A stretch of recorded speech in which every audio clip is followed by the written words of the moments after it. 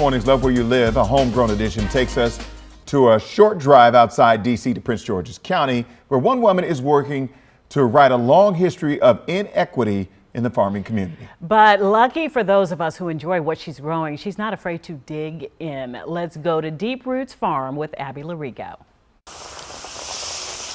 Becoming more grounded gets easier. Everything you can think about, we're going to grow. With more than 50 acres of land. Sharing the road that I've traveled to get here, I think, is what I'm supposed to be doing. Because this hasn't always been Deep Roots Farm. I got to give myself kudos for all that I've accomplished. I mean, this was a blank slate. And Gale Livingstone hasn't always been Farmer Gale. You know, I tell folks though, I'm that kind of person. Once I've made up my mind to do something, I'm going to do it. She was a career government contractor. It was not my happiest time. Until a car accident shifted her perspective. It was like, no, you can't do this anymore. You've got to make a change. But before she could clear the weeds of her property, she had to navigate a complicated land grant process that made little space for someone who looks like her. Very minimal amount of black farmers in the country right now, and it's because of a lot of the injustices that was perpetrated by the USDA and many of other local organizations, right?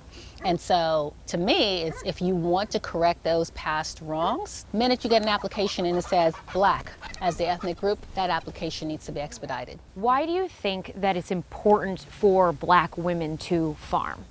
Well, because it's in our DNA, and because our ancestors were brought to this land for that primary function, to cultivate the soil here, okay?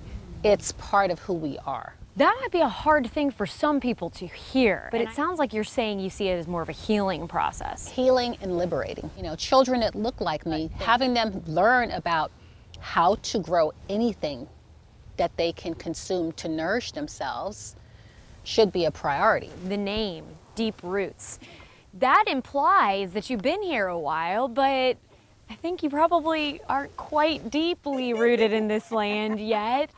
Is Deep Roots a promise? Is Deep Roots a hope? Deep Roots is a promise to my community. We've established a foundation, the Deep Root Foundation, which is going to provide education and training to the next generation of farmers. And that old tobacco barn behind me, we're going to convert that into an education center. This land and this space will always be here to allow for an opportunity for other folks to come and learn and develop their skills. Rooted deeply. I believe in what I'm doing, and I believe that it will bear fruit. And she's only just begun. I don't think I would do it any other way.